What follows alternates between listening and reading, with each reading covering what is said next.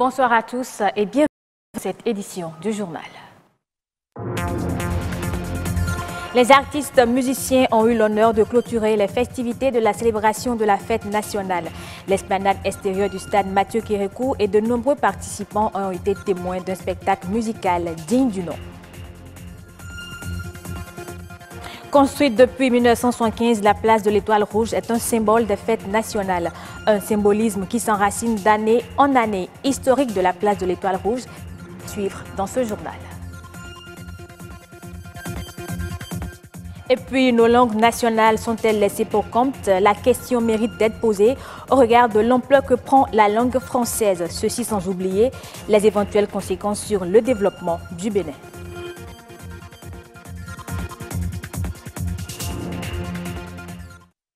Quoi de mieux que les sonorités béninoises pour boucler les festivités de la fête nationale? Le défilé de mode, le défilé militaire, paramilitaire et autres manifestations officielles ont laissé place aux prestations des artistes béninois. Pour le public présent, c'était une fort belle manière de boucler les festivités du 1er août. Patrick Adiagoudjou.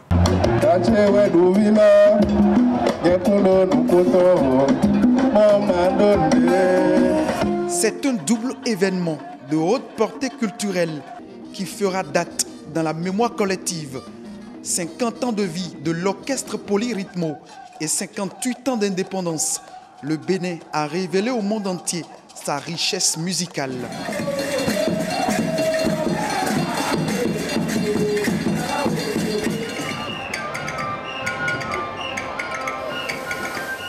Je suis très fier d'être béninois. Je suis fier d'appartenir à ce pays qui est en pleine construction. Je suis fier de voir tout ce qui se passe au Bénin. Et je suis fier de voir un Bénin debout.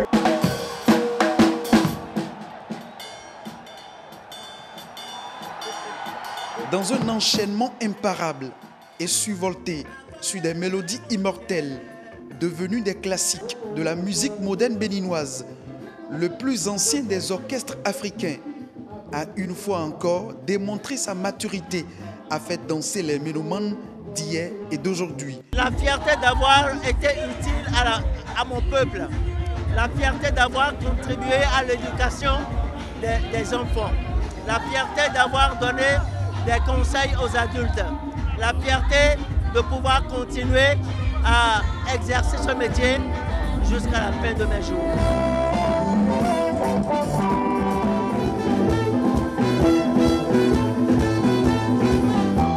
Les années se succèdent et le tout-puissant Polyrythmo, tel du bon vin, se bonifie. Les sonorités de la légende n'ont pas pris de ride en dépit de l'âge. Le label Polyrythmo fait la fierté de tous les artistes et musiciens du Bénin. À l'occasion, une trentaine se sont joints à l'orchestre pour célébrer le Bénin. La fierté que j'ai eue aujourd'hui, c'est de voir qu'il y a un beau public et qu'on a dit aux gens qu'on veut rendre hommage à Polyrythmo. Ces gens-là qui n'ont jamais suivi la mode et qui sont encore en place et qui font encore des concerts. Et c'est un exemple pour la jeunesse aujourd'hui. Et c'est très important Et vous voyez, le Polyrythmo est en train de jouer, vous voyez l'applaudimètre. Pourtant, ils ne font pas du Nadja, ils ne font pas un rythme qui vient de la Côte d'Ivoire. Ils sont restés eux-mêmes. Les artistes aujourd'hui doivent essayer de rester eux-mêmes. Jumeler justement ces 58 ans d'indépendance et les 50 ans de Polyrythmo, c'est quelque chose d'extraordinaire.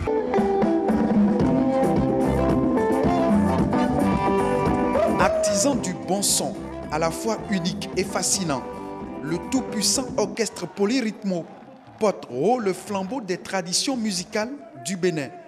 Une légende pour laquelle la polyrythmie n'est pas un vain mot, mais une fierté identitaire. Je suis un ministre fier d'avoir ces icônes dans mon pays, fier d'avoir tous ces artistes qui ont fait le tour du monde. Et j'ai dit, ensemble, nous allons montrer que le Bénin a du talent. Et je veux que tous les Béninois partagent ce sentiment de fierté. C'est quand même ce pays qui est un label de démocratie. C'est quand même ce pays qui a un potentiel énorme.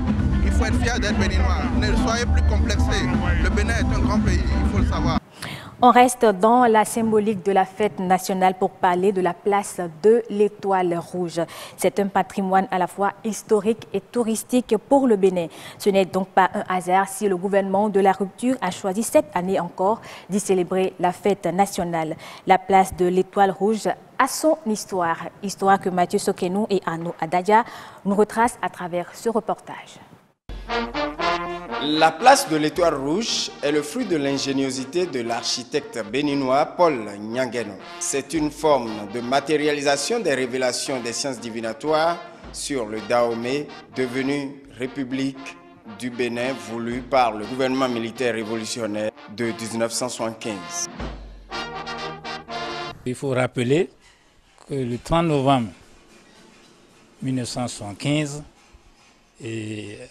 il a été fondé le Parti de la Révolution populaire du Bénin.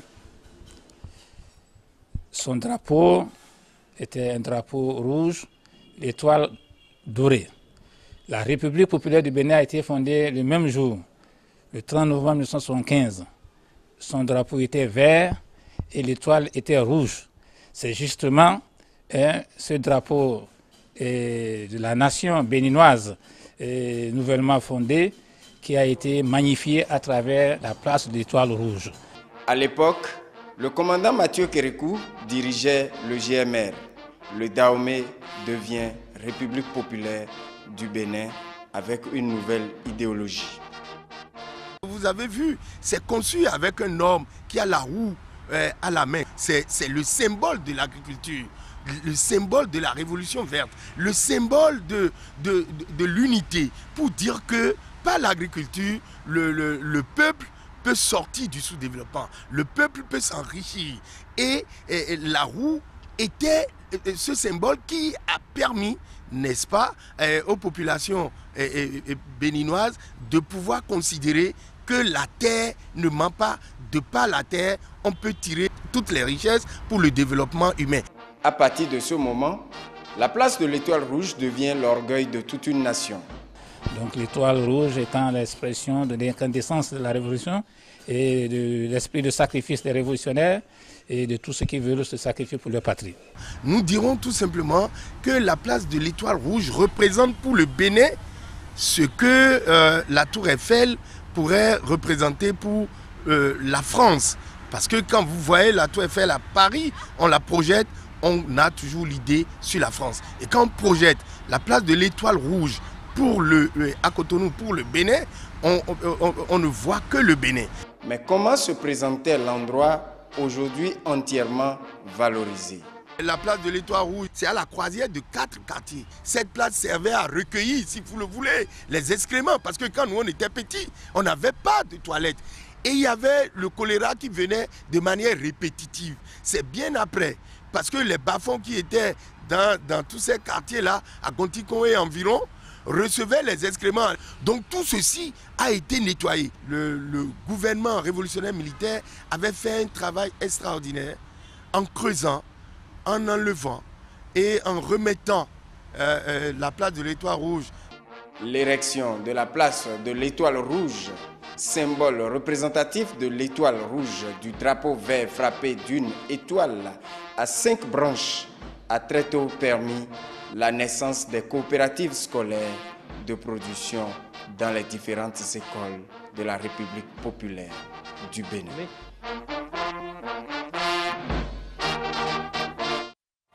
De la période coloniale à l'après-indépendance, le français, langue officielle du Bénin, s'est toujours révélé incontournable dans bien de domaines. De plus en plus, nos langues nationales sont reléguées au dernier rang et tendent même à être ignorées de certains. Une situation qui est à la base de bien de problèmes dont nous n'avons pas conscience, mais qui ne sont pas sans incidence sur le développement du pays. Sandrel Soni, Donatien Falola et Jennifer Sativi. Le Bénin indépendant après 61 ans de colonisation. Principal héritage, la langue de Molière retenue comme langue de travail et parlée dans toutes les contrées du pays. Elle a progressivement volé la vedette aux langues nationales qui pourtant reflètent plus notre identité. C'est la culture que nous transmettons à travers nos langues nationales. La langue d'autrui ne véhicule que ce qui est contenu dans la culture de celui dont la langue vous apprenez. La langue de l'autre ne traduit pas la profondeur de ce que vous avez envie de dire parce que c'est un code. Et donc quand vous utilisez ce code-là, quand vous employez les expressions appropriées, ceux qui ont en partage la langue avec vous comprennent tout de suite ce que vous voulez dire. Vous parlez à leur cœur et pas à leur tête. Dans le domaine des affaires, il serait judicieux de communiquer dans nos dialectes. La pratique pourrait se révéler efficace, notamment en ce qui concerne le commerce intérieur. Les petites entreprises, donc dirigées par des femmes ou des hommes qui n'ont pas été à l'école, disons, du français, s'il y avait une promotion de la langue nationale, ces gens auraient la capacité, par exemple, d'écrire leur bilan et de communiquer leur bilan aux banques. Quand vous prenez le Dinditine, quand vous prenez la région du Nord, c'est une langue qui est un peu transversale. Dans le cadre commercial, c'est très important que quand tu viens dans un marché, tu puisses échanger avec les gens, tu puisses leur dire voilà à combien je vends mon article et que tu puisses leur parler dans la langue qu'ils maîtrisent mieux. Là, tu pourras mieux faire la promotion de ta marchandise. Associer les langues étrangères aux langues nationales serait un atout pour le brassage à l'échelle internationale. Nos langues c'est comme un peu nos racines, donc nous nous appuyons sur nos langues pour entrer en communication ou en commerce avec les autres. Il doit être possible, par exemple, que même les étrangers qui viennent ici, on leur donne quelques notions des langues nationales pour que, par exemple, si quelqu'un qui vient de la France, de la Chine, va au marché d'Antopa, que, voilà, à un certain niveau, que cette personne soit en mesure de communiquer directement avec ses partenaires dans les langues nationales. Il y a une dame, par exemple, une sociologue qui est venue faire une recherche à Niki, mais elle était obligée de faire quoi? D'apprendre la langue locale qui est le Bariba. Mais une fois qu'elle apprend ça, vous voyez ce que ça peut donner une fois qu'elle repart chez elle? Non seulement ça vend la culture Bariba en Allemagne, mais aussi s'il y a des réalités qu'elle a découvertes et qu'elle va aussi essayer de transmettre là-bas. Pour réussir à inculquer aux uns et aux autres un intérêt pour les langues nationales, l'éducation reste l'étape primordiale. Il faudrait forcément que nous commencions par la base.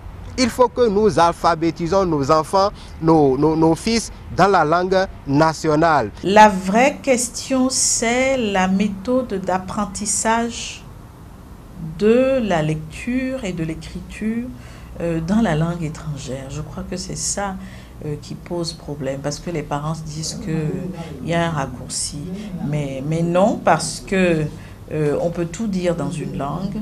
Vous pouvez très bien parler votre langue parce que c'est votre langue. Les schèmes que vous avez dans votre tête, les bases que vous avez, c'est elles qui vous permettent d'apprendre une langue étrangère. D'après de récents chiffres de l'Institut national de la statistique et de l'analyse économique INSAE, plus d'une 60aine de langues sont parlées au Bénin. Les Fon et les Adja forment la majeure partie du sud, tandis que les Batombu et les Otamari sont les plus nombreux au nord. On prend à présent la direction du Tchad. Le Tchad qui va bénéficier de 49 millions de dollars, soit plus de 26 milliards de francs CFA de la part du Fonds monétaire international FMI pour financer les réformes économiques. Selon l'institution, ce financement s'inscrit dans le cadre d'une facilité élargie de crédit accordée au pays en 2017. Celle-ci vise à aider l'État tchadien à rétablir sa stabilité macroéconomique et à développer une croissance économique robuste et inclusive. Fin de ce journal. Merci de l'avoir suivi et bonne suite des programmes sur BB24, la chaîne du développement.